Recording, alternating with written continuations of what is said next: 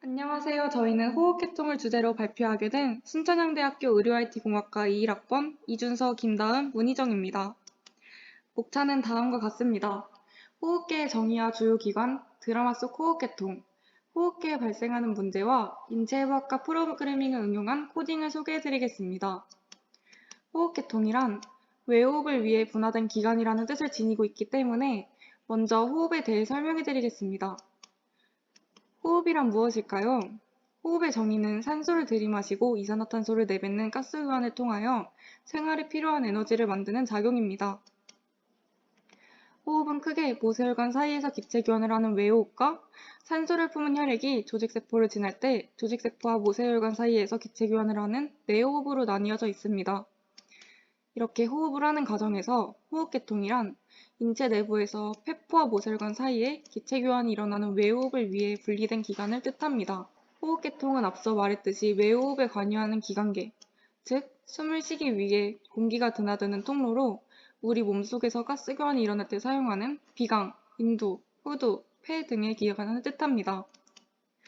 호흡계통의 주요 역할은 크게 6가지로 설명할 수 있습니다. 첫 번째, 외호흡을 통해 조직에 산소 공급. 두 번째, 비인도로 유입되는 공기의 온습도를 조절해 체온 조절. 세 번째, 공기가 후두를 통과할 때 진동하여 소리를 내는 발성, 코 안의 점막을 통해 후각과 같은 감각기능 수행. 네 번째, 혈액의 pH 조절. 다섯 번째, 이산화탄소와 체액의 균형.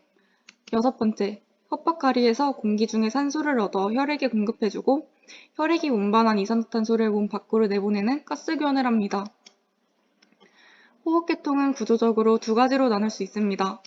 후두를 기준으로 상부에 속하는 상부호흡기관과 그 아래쪽에 위치하는 하부호흡기관이 있습니다. 상부호흡기관은 코, 하부기관으로 공기를 전달하고 음식의 통로 역할을 하는 인두, 인두와 기관 사이에 위치해 소리를 창조하는 후두가 있습니다. 하부호흡기관은 기관, 기관지, 헛박가리와 연결되어 있는 세기관지, 폐로 구성되어 있습니다. 호흡계통은 기능적으로 하부호흡기관 안에서 전도 부위와 호흡 부위로 나눌 수 있습니다. 전도 부위는 호흡 시 공기의 통로가 되어 가스교환이 일어나지 않는 부위로 여과, 가운, 가습의 기능을 합니다. 기관, 기관지, 세기관지, 종말 세기관지로 구성되어 있습니다. 다음으로 호흡 부위는 공기와 혈액 사이에 실질적인 가스 교환이 일어나는 호흡 부위로 호흡 세기관지, 헛박가리관, 헛박가리 주머니로 이루어져 있습니다. 호흡계통의 주요 부위에는 코, 인두, 후두, 기관, 기관지, 가슴막, 폐가 있습니다. 기도는 크게 상기도와 하기도로 나뉩니다. 상기도는 코, 구강, 인두, 후두로 이루어지며 하기도는 기관, 기관지, 세기관지, 폐포 등으로 나뉘어집니다. 제일 먼저 코에 대하여 설명하겠습니다. 붉은 부분이 가리키는 곳은 바로 코인데요. 코는 앞면의 중앙부에 위치하며 이마에서 시작하여 콧부리에서 약간 함몰되다가 다시 점차 돌출되어 콧등을 형성하여 코끝을 이루고 아래로 코 기둥을 형성하면서 인중을 지나 윗입술과 연결되는 구조물입니다. 코는 호흡과 발성 및 후각에 관여합니다. 코를 세부적으로 살펴보겠습니다. 코뼈, 비중격 연골, 대비익 연골을 통틀어서 바깥코라고 합니다. 코뼈는 머리뼈를 구성하는 뼈의 하나입니다. 코뼈는 콧부리의 기초를 이루는 사다리꼴의 얇은 뼈로 좌우 한 쌍을 이루고 있습니다. 비중격 연골은 좌우로 나누는 칸막이 벽으로서 주로 연골과 골판으로 구성되어 콧등과 코끝을 지지하며 점막으로 덮여있는 구조물입니다. 미용적인 측면에서 중요한 역할을 할 뿐만 아니라 점액을 분비하고 독성 물질을 제거합니다. 대비익 연골은 콧구멍을 둘러싸는 갈고리 모양의 얇은 연골을 뜻합니다. 다음으로 코 안에는 비강이 있습니다. 비강은 기준격에 의해 좌우로 구분되는 코 속의 공간을 지칭하며 앞쪽의 입구를 앞콧구멍이라 하고 뒤쪽의 코인도로 통하는 부위를 뒷콧구멍이라고 합니다. 얼굴의 정중앙에 위치하며 코의 안쪽 공간을 형성합니다. 코 안은 점막을 통해 폐로 유입되는 공기의 습도와 온도 조절을 할 뿐만 아니라 후각이라는 고유의 감각 기능을 수행합니다. 또한 점액 분비, 점액성 소수성 등을 통해 독성 물질과 감염원을 제거하고 점막하 분비선에서 분비되는 라이소자임, 락토페린 등의 항균 물질을 분비함으로써 인체의 방어막 역할을 수행합니다. 마지막으로 코에는 4개의 굴이 있는데요. 바로 코격굴입니다. 코격꿀은 먼지 등의 이물질과 분비물을 배설합니다. 위치에 따라 이마굴, 벌집굴, 나비굴, 위턱굴이 있습니다. 이마굴은 콧볼이 중심으로 눈썹 부근에 좌우로 나뉘어 이마 뼈 속에 있습니다. 벌집굴은 코 안과 눈앞 사이, 양쪽 눈과 눈 사이, 벌집뼈 안에 있으며 여러 작은 공간으로 나뉘어 있습니다. 나비굴은 가장 뒤편에 위치하며 나비뼈 몸통에 있고 나비굴 위쪽에는 뇌하수체가 위치합니다. 위턱굴은 위턱뼈 속에 형성된 코격굴로 양쪽 뺨 안에 존재하며 코격굴 4개 중 가장 큽니다. 다음으로 설명할 부위는 인두인데요. 붉은 부분이 바로 인두입니다. 인두란 입안과 식도 사이에 있는 소화기관으로 공기와 음식물이 통과하는 통로를 말합니다. 인두는 특이하게도 호흡기 계통과 소화기 계통을 함께 공유하고 있는 기관이며 공기와 음식이 섞이지 않고 각각 폐와 식도로 잘 넘어갈 수 있도록 구분시키는 역할을 합니다. 인두는 코인두, 입인두, 후두인두로 나뉠 수 있는데요. 코인두는 인두의 상부로 비강 뒤에 위치하고 2개저에서 영국의 높이까지이며 아래로 입인두와 이어집니다. 코인두의 측면으로 기관에 구멍이 나 있습니다. 입인두는 인두의 중간 부분으로 호흡기계와 소호흡기계에 공통으로 적용되는 공간입니다.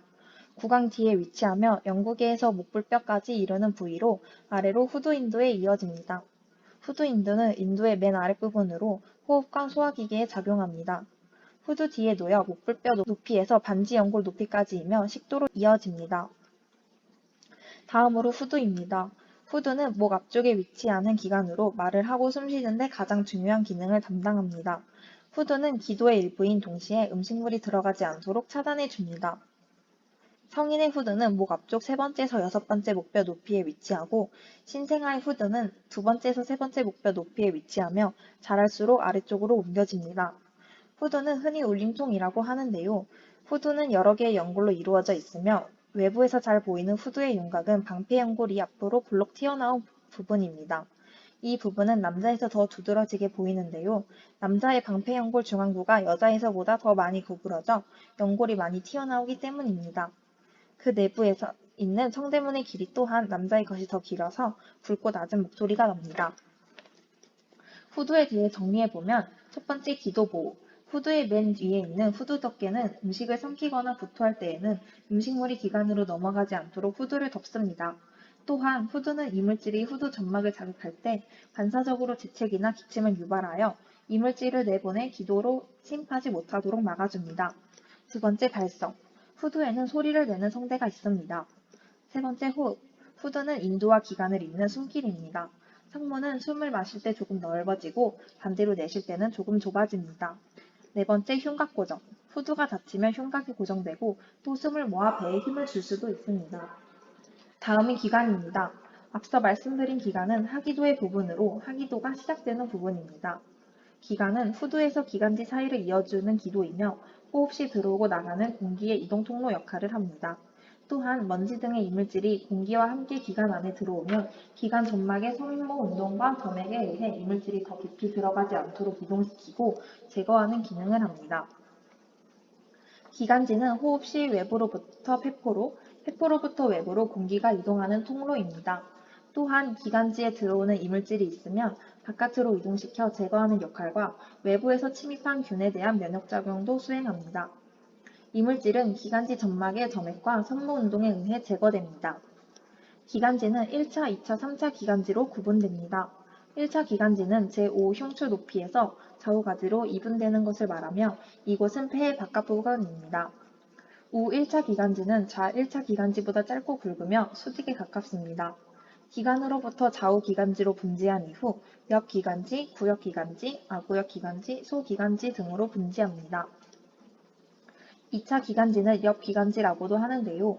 1차 기관지가 폐 속으로 들어와 2차 기관지로 분지하며 좌 1차 기관지는 2지로, 우 1차 기관지는 3지로 2차 기관지를 분지합니다.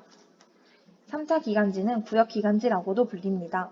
폐 속에서 2차 기관지가 3차 기관지로 분리되며 좌우 모두 10개의 3차 기관지가 되며 폐 구역 수만큼 분리됩니다. 세 기관지, 폐포관, 폐포낭. 3차 기관지가 거듭해서 갈라지는 것으로 나중에 정말 새 기관지를 형성하며 다시 여러 개의 호흡 새 기관지가 됩니다. 각각의 호흡 새 기관지는 여러 개의 폐포관으로 되고 그 끝은 짧고 얇은 벽으로 된 공기주머니인 폐포가 모여 있습니다. 여러 개의 폐포가 폐포낭 속에 들어가 있습니다. 지름이 1mm 이하인 새 기관지의 끝에는 폐포라고 하는 미세 공기 주머니가 약 3, 4억 개 정도 달려 있습니다. 전도 영역은 가스 교환이 일어나지 않는 부분입니다. 코에서 정말 새 기관지에 이르는 부분으로 오로지 가스가 전달되는 통로의 역할만 합니다. 비강, 인두, 후두, 기관, 기관지, 새 기관지, 정말 새 기관지입니다. 호흡 영역은 실질적으로 모세혈관과 가스 교환이 이루어지는 부분을 말합니다. 다음은 짧은 영상과 함께 소개드리겠습니다. 지금 보이시는 부분은 우리가 기관이라고 부릅니다. 그리고 그 아래 두 갈래로 나뉘는 부분을 기관지, 폐 안쪽에 뿌리처럼 생긴 이 부분을 세기관지라고 합니다. 다음은 폐의 구성 성분을 알려드리겠습니다. 지금 보이는 폐는 오른 허파와 왼 허파입니다. 왼쪽에 있는 그림은 오른 허파의 바깥쪽, 오른쪽에 있는 그림은 왼 허파의 바깥쪽 면입니다. 허파는 가슴 안에 존재하며 허파의 윗부분을 허파 꼭대기, 아랫부분을 허파 바닥이라고 합니다. 허파의 가쪽은 갈비뼈와 접하고 있기 때문에 갈비면, 아랫면은 가로막에 닿아 있어 가로막면이라고 합니다. 안쪽은 가슴 세로칸에 접하고 있어 세로칸면이라고 합니다. 허파의 각 옆은 결합 조직에 의해 다시 여러 개의 허파 구역으로 나눠지는데 왼 허파는 9개, 오른 허파는 10개의 허파 구역으로 구분됩니다. 허파 구역은 가스 교환이나 혈액 공급에 있어 결합 조직에 의해 기능적으로 독립되어 허파 수술 시 질병에 감염된 허파 구역을 다른 구역의 영향을 받지 않고 외과적으로 부분 절개를 할 수 있다는 특징을 가지고 있습니다. 다음은 허파과리에 대해 설명드리겠습니다. 허파과리는 지름 0.1부터 0.2mm인 꽈리 모양의 주머니로서 기관지의 최종 말단으로 허파과리의 수는 약 3억 개입니다. 호흡에 의하여 허파과리에 도달한 산소는 허파과리의 호흡상피와 모세혈관의 내피세포를 통과하여 혈액 속으로 들어가게 됩니다. 이와는 반대의 경로를 통해 이산화탄소가 배출됩니다. 허파는 얇고 투명한 두 겹의 가슴막에 의해 둘러싸여 있습니다. 내장 가슴막은 허파의 표면을 직접 싸고 있어 벽 쪽 가슴막으로 이어집니다. 벽 가슴막은 가슴 안의 속면을 둘러싸고 있습니다. 여기 보이시는 허파 쪽 가슴막과 벽 쪽 가슴막 사이에 존재하는 공간을 가슴막 공간이라고 합니다. 이 공간은 가슴막액이 차 있어 숨을 쉴 때 허파의 마찰을 막기 위한 윤활지 역할을 합니다. 허파의 혈액 공급은 총 두 가지 경로로 나뉩니다. 첫 번째, 허파동맥과 정맥입니다. 허파동맥과 정맥은 기능혈관으로 허파동맥이 심장에서 나와 허파로 유입되어 허파과리를 둘러싸는 모세혈관 그물에 의해 산소를 공급받아 허파정맥을 통해 다시 심장으로 나가게 됩니다. 두 번째는 기관지 동맥과 정맥입니다. 기관지 동맥과 정맥은 영양혈관으로 가슴 대동맥에서 일어나 기관지 벽과 주변의 결합 조직에 의해 산소와 영양분이 풍부한 혈액을 공급합니다. 다음은 폐의 세로칸에 대해 설명드리겠습니다. 먼저 세로칸이란 앞쪽은 복장뼈, 뒤쪽은 등뼈, 가쪽면은 오른 허파, 아래는 가로막으로 둘러싸인 공간을 의미합니다. 세로칸은 가슴을 중심으로 나누기에 위를 윗세로칸, 앞을 앞세로칸, 심장이 위치하고 있는 중간세로칸, 뒤를 뒷세로칸으로 나뉩니다. 위세로칸은 기관, 식도, 가슴샘, 대동맥, 위대정맥이 있고 앞세로칸에는 가슴샘, 속가슴동맥, 속가슴정맥이 있습니다. 중간 세로칸에는 심장이 포함되어 있으며 뒤 세로칸에는 식도, 미주신경, 대동맥, 가슴 림프관이 포함되어 있습니다. 저희가 발표 주제로 호흡기를 선택한 이유는 요즘 우리를 고통받게 하고 있는 코로나19와 관련하여 조금 더 경각심을 가지게 하는 한편 우리 몸속을 자세히 알아보고자 선택하게 되었습니다. 우리 호흡기관을 악화시키는 것은 코로나뿐만이 아닙니다. 요즘 들어 유행하는 코로나와 달리 그 전부터 우리의 몸에 해를 입히고 있는 담배가 있습니다. 우리는 담배가 해로운 걸 알고 있지만 끊는 게 상당히 어려운데요. 이번 발표를 통해 모두들 담배도 줄이고 코로나도 안 걸리시길 바라겠습니다. 마지막으로 코로나를 간단하게 증상만으로 판단하는 프로그램을 만들어 봤습니다. 한번 보시겠습니다. 이제부터 코딩 부분을 설명드리겠습니다. 이 프로그램은 코로나 초기 증상들을 개인 스스로가 진단을 하여 얼마나 많은 증상이 있는지에 따라 자신이 선별진료소에서 진단을 받아야 하는지 알아볼 수 있도록 만들었습니다. 먼저 코로나 초기 증상에 대한 진단 전 간단한 소개를 하였습니다. 간단한 진단 전 정확도가 떨어질 수 있다는 경고와 함께 다음 내용을 따라가겠습니다. 첫 번째, 근육통을 동반한 몸살이 2일 이상 지속되나요? 라고 묻고 있습니다. 이때 스캐너풀을 통해 대답은 Y와 N으로 답할 수 있습니다. 이때 Y를 입력한 경우 얼마나 자주 발생하나요? 라는 질문이 출력되게 됩니다. 이때 한 번도 하지 않은 경우를 제외하고 모두 다 설사나 구토를 하나요? 라는 질문으로 넘어가게 됩니다. 이때 다시 Y를 입력하게 되면 호흡곤란이 온 적 있습니까? 라는 질문이 출력되고 그 다음 Y를 입력할 경우 자주 피로감을 느끼나요? 라는 질문이 출력되게 됩니다. 이때 다시 한번 Y를 입력할 경우 코로나 증상 중 4개에 해당합니다. 마스크를 쓰시고 선별진료소로 가십시오. 라는 문구가 출력되게 됩니다.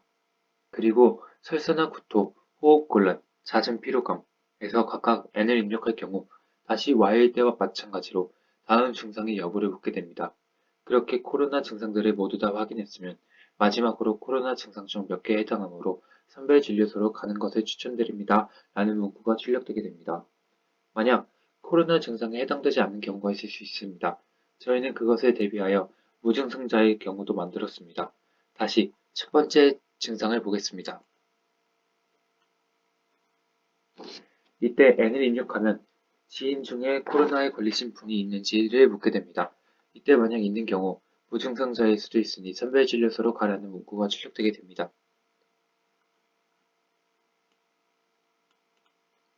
만약 N을 입력할 경우 안심하셔도 되지만 시간 되실 때 한 번쯤 가보라는 문구가 출력되게 됩니다.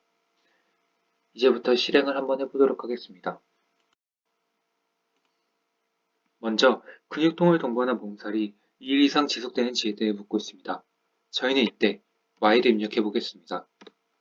그러면 얼마나 자주 발생하나요? 라는 질문이 출력되게 되는데요. 이때 저희는 2번을 눌러보겠습니다. 그 다음 질문으로 설사나 구토를 합니까? 라는 질문이 출력되게 되는데요. 이때 저희는 다시 한번 Y, 호흡곤란에서 Y, 마지막으로 자주 피로감을 느끼시나요? 에서 N을 눌러보겠습니다. 그러면 코로나 증상 중 3개에 해당합니다. 마스크를 쓰시고 선별진료소로 가십시오. 라는 문구가 출력되게 됩니다. 이상으로 이준서, 김다은, 문희정 발표를 마치겠습니다.